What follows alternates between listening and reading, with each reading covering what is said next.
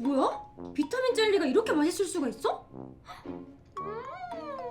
너무 맛있어서 자꾸 먹고 싶잖아. 우리 엄마랑 언니도 좋아하겠다. 다음 휴가 때 사다 줘야지. 김하사? 그게 뭐예요? 아, 이거 비타민 젤리인데요. 비타민 C, 비타민 D가 함유된 건강 기능식품이에요. 그냥 오렌지맛 젤리 같아요. 드셔보실래요? 김하사가 주는 젤리라 그런가? 더 맛있는데? 제 거 다 드시면 어떡해요? 그러면 내가 당직 끝나고 밥 사면 되겠네. 밥 먹고 커피도 한 잔. 어때요? 아, 괜찮아요. PX에 파니까 또 사면 되죠 뭐. 안 넘어오네. NZ 오리진 비타프레쉬 비타민 오렌지맛 꾸미 올리브영 쿠팡 인기템 비타민 꾸미가 PX 신제품으로 입점되었습니다. 많은 사랑과 관심 부탁드립니다. 네, 안녕하십니까. 갓 전역한 간부님들 모시고 요즘 군대에 대한 문제점 그리고 앞으로 나아가야 될 방향에 대해서 이야기하는 시간입니다. 오늘은 이제 부사관 우리 전역한 원사님을 모셨는데 또 부사관계의 또 레전드로 불리시는 이제 원사님이십니다. 간단하게 소개 한번 해주시죠. 네, 안녕하십니까. 작년 3월에 전역한 임원사라고 합니다. 제가 목소리를 내야 될 시기라고 판단을 해서 마침 또 우리 김상원님께서 불러주셔서 이 자리에 오게 됐습니다. 제가 처음에 전역을 한 이후에는 군에 대해서는 사실 이렇다 저렇다 할 마음이 없었습니다. 하지만 최근에 12사단 사고가 난 이후에 제가 좀 마음을 좀 고쳐먹었습니다. 더 이상 이런 상태로 지속되면 안 될 것 같다는 이제 그런 또 우려가 있었고요. 제가 또 워낙 잘 아는 분야이기 때문에 제가 좀 답답한 마음에 사실 전화를 드렸던 거고요. 지금 기회가 됐으니까 비록 전역을 했지만 이 분야에 대해서는 아마 저보다 가장 전문가는 없을 겁니다. 그래서 오늘 제가 한번 가지고 있는 생각을 말씀드리도록 하겠습니다. 시작하기에 앞서 간단하게 이력 한번 소개해 주시면 어떨까요? 예, 군 복무는 35년 했고요. 군 생활하는 동안에 총 14번의 부대에서 근무를 했습니다. 마지막 한 개 부대를 빼고는 제가 하고 싶은 거, 또 우리 군에서 뭔가 변화를 주고 싶고 내 임무에 대해서 더 완전성을 기하기 위해서 사실은 제가 다 찾아다니면서 근무를 했습니다. 여러분이 잘 아시는 뭐 해외 파병이라든지 뭐 미국의 주임원사 과정 수료도 했고요. 미 해병대 과정도 나왔고요. 이라크 연합합동군 사령부에서 근무도 했고 아프간 오시노 부대도 있었고 전방에서도 근무를 했습니다. 학교 기간은 뭐 당연한 거고요. 네, 이제 군인의 모습은 어떻게 보면 만들어지는 거잖아요. 그 만들어지는 과정이 첫 번째 단계가 바로 신병교육이거든요. 근데 우리는 이 신병교육 자체에도 어느 정도의 우리가 전문성이라든지 그런 깊이 있는 고민들이 있어야 되는 것에 대해서 사실 좀 많이 간과하고 있더라고요. 사실 그 분야에 대해서 좀 제가 실제로 현장에서 이게 사람이 할 짓이냐 할 정도로 그런 수준까지 사실은 제가 그런 활동을 했었고 임무생활을 했었고요. 사실 드러나진 않습니다만 아마 뒤에 후반부 가면서 제가 하나하나 이렇게 설명을 드리도록 하겠습니다. 전역식을 거부한 베테랑 원사의 경고라는 주제로 가지고 제가 좀 말씀을 드려볼까 해요. 배경은 12사단에서 훈련병이 사고로 사망을 했습니다만 또 관련해서 제가 이 상태는 안 되겠다 싶어서 제 생각을 좀 정리를 했고요. 하나하나 좀 말씀을 드려보도록 하겠습니다. 본인의 명복을 빌면서 다시는 이런 일이 생기지 않도록 제가 우리 육군과 또 우리 군과 우리 국가에 필요한 이야기를 좀 한번 해볼까 합니다. 부사관을 지원하지 않는 이유 때문에 요새 많이 좀 시끄러운 것 같아요. 국가에 묻고 싶은 게 있어요. 정말 부사관을 지원하지 않는 이유를 모르는 거냐고 제가 묻고 싶은 거예요. 얼마 전에 제가 보니까 그 투자하는 김상사님이 나와서 전역을 한 이유 5가지를 말씀하시더라고요. 돈을 많이 주는가? 내가 정말 하고 싶은 일인가? 그 다음에 복지가 잘 돼 있냐? 미래가 정말 밝은 직업이냐? 그리고 명예가 있느냐. 사실 이 5가지 문제는 이미 다 제가 경험을 했던 상황이고요. 이것 때문에 군생활 정말 내가 옳은 선택을 한 것인가에 대한 고민이 많았습니다. 자, 그런데 왜 군생활을 계속했냐? 저는 이걸 하나라도 좀 바꿔보고 싶었습니다. 그래서 군생활에 어떻게 보면 하나의 터닝 포인트가 됐던 거고요. 제가 첫 근무지가 5.16과 12.12 때 주역이었던 부대입니다. 제가 그 부대에서 봤던 모습이 있어요. 3분의 2가 부사관인데 거기에 가장 그 상징적인 인물이 주임원사 아니겠습니까? 여단 주임원사죠. 그 여단 주임원사의 하루의 모습을 한번 제가 모니터링 해봤어요. 아침에 출근할 때, 저녁에 퇴근할 때 그 50 출근하신 여단장 인사를 하기 위해서 당직사령 뒤에 서 있다가 단결 격려하고 문 열어주고 퇴근할 때 단결 문 닫아주고 이게 그분의 아침과 저녁의 일과였고요. 상황이라든지 모든 일과 회의 중에 우리가 그분의 자리가 어디인가를 제가 유심히 봤어요. 그분의 자리는 없었습니다. 굳이 자리가 어디 있었는지 말씀을 드리면 출입문 옆에 있었습니다. 우리가 얘기하는 그 기밀실이라고 하잖아요. 기밀실 옆에 그분의 의자가 있었습니다. 제가 그 모습을 보고 제 미래의 모습이 될 수도 있겠다. 그러면 왜 저러한 일이 생기고 있느냐를 한번 제가 이제 관심을 두기 시작했던 거예요. 물론 그 시대가 육공화국과 그 다음에 문민정부로 김영삼 정부죠. 문민정부로 넘어가는 그 시기였어요. 쭉 그 모습을 지켜보면서 현재 왜 군이 이런 모습이 됐는가를 한번 제 나름대로 한번 말씀드려볼까 해요. 근데 저는 저 작년 3월 32일 날 저녁을 했는데 저 저녁식을 거부했습니다. 제가 저녁식을 거부한 이유는요. 저 역보직을 받았습니다. 쉽게 말하면 사단장하고 대대장 하라면 하겠냐 이겁니다. 그런데 저는 벌써 역보직이 두 번째였어요. 두 개 부대 주임원사를 했는데도 다시 소대장 하라. 제가 아무 소리 않고 한다고 그랬습니다. 근데 전입하는 당일날 옆에 행정보고관이 전역을 한다니 당신이 그럼 행보관 해라. 알겠습니다. 하겠습니다. 했습니다. 이 문제에 관련해서 제가 육군 참모총장한테 편지를 썼었습니다. 그래서 제 편지를 아마 그때 참모총장님하고 그때 육군본부의 부장님들이 다 같이 한번 읽어보셨다고 하더라고요. 그래서 이거 바꾸자.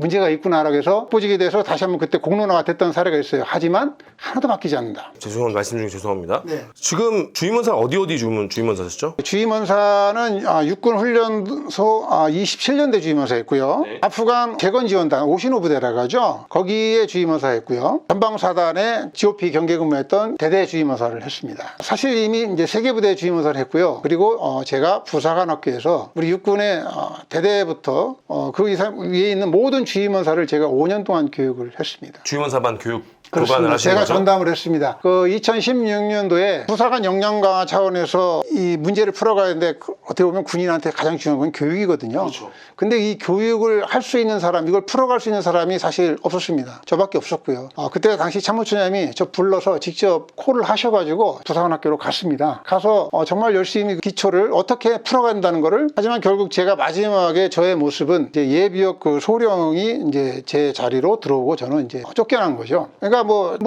부대 임무상 저를 뭐 밖으로 뭐 다른 부대로 가라고 해서 그거에 대해서 뭐 가라고 하니까 저는 이 제기를 하지 않겠습니다. 한 적도 없고요. 하지만 무엇이 문제인가는 아마 제 뒤에 말씀을 들어보시면 충분히 이해가 되실 거라고 생각합니다. 육군 주임원사반은 왜 예비역 소령님이 들어가셨죠?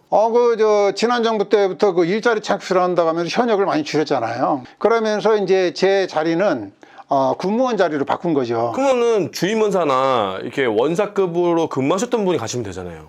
물론 이제 상식적으로 생각하면 그런데 실제로는 그렇지 않다. 이것도 네. 장교 출신들 5급 군무원 채용하는 또 그런 그쵸? 라인 같은 거군요. 그거는 이제 원래 7급인데요. 네. 뭐 모르겠습니다. 그것은 이제 하나의 교두부라고 저는 보는 거예요. 다음 진출을 위한 교두라고 보는데 뭐 그거는 그분의 뭐 계획이니까 제가 뭐라고 할 수는 없겠지만 어쨌든 심의를 받던 첫 번째, 두 번째 심의를 받던 분들은 다 그 장교분들이시고 심지어는 뭐 기숙사 가서 면접 보는 그분도 뭐 장교시고. 자, 그러면 제가 이 현재 주임원사 과정에 대한 이 역사 히스토리 현재 그 맥락을 아무리 설명을 해도 그분들은 그건 전혀 중요한 건 아닌 것 같더라고요. 그래서 뭐 더 이상 하면 안 되겠구나. 그래서 제가 뭐 사실 뒷이야기지만 제가 저를 부사관학교에 그 불러주신 참모총장님한테 제가 사실 전화를 했습니다. 이럴 수는 없지 않느냐. 근데 안타깝지만 우리 참모총장님의 말씀도 이렇습니다. 참모총장님 나도 어쩌지 못하겠다. 그만큼 현재 우리 군의 문제는 굉장히 심하다고 볼 수가 있고요. 제가 좀 시간이 길어질 수 있겠지만 여러분 한번 잘 들어보시면 충분히 이해가 되실 거라고 생각을 합니다. 근데 좀 안타까운 게 주임원사까지 하셨는데 소대장으로 한다는 게 이게 한마디로 말씀하신 지금 똑같죠. 대대장을 했는데 소대장을 시키는 거잖아요, 그 사람한테. 그렇죠. 그게 이제 이렇게 생각하시면 돼요. 뒤에 나오겠지만 먼저 좀 이렇게 말씀을 드리면 군단장을 하면은 이제 우리가 삼성 장군이 보직이 뭐 몇 명인가 있잖아요. 8명인가 아마 되겠죠.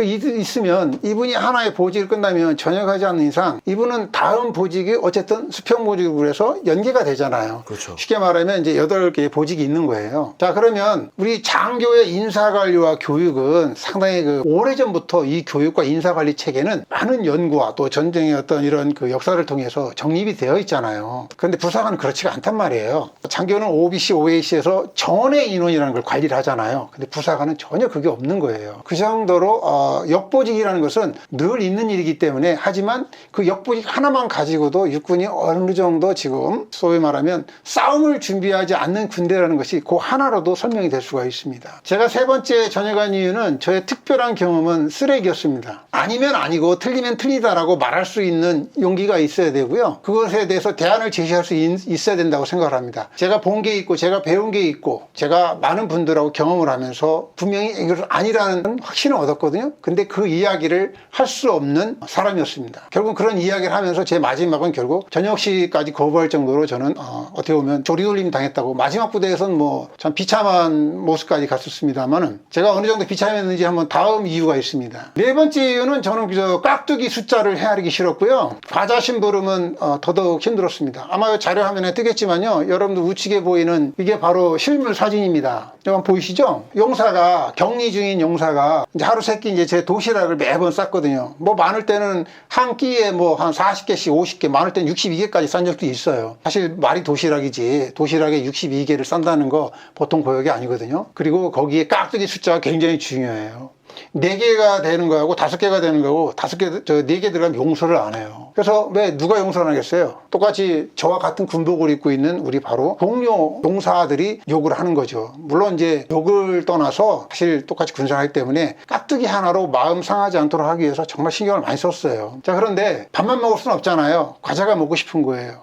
근데 제가 있던 그 중대만, 그 대대만 그랬겠습니까? 아니잖아요. 여러 개 제대가 있잖아요. 보니까 결국은 저와 같은 원사 저뿐만 아니라 모든 사람들이, 그분들이 주문을 받아서, 쪽지를 받아서 그걸 들고, 리스트를 들고 충성마트에 가서 필요한 거를 사주는 거예요. 보이시죠? 품목, 참깨라면, 음료수, 빵. 예, 바로 제가 관리하고 보살펴야 될 우리 용사들이 이 아쉬운 부분, 힘든 부분을 긁어줘야 되잖아요. 그래서 그냥 두바람 했어요. 그러면 마트에 가면 박스가 없잖아요. 박스를 다 인원수대로 구해서 그거를 다 일일이 개인별로 찾아서, 없는 건 다시 가서 확인해가지고 이거 없는데 이 과자를 대신 사주면 안 될까? 해서, 자, 그렇게 해서 마지막으로 최종적으로 배달하기 직전에 모습을 사진을 찍어놨어요.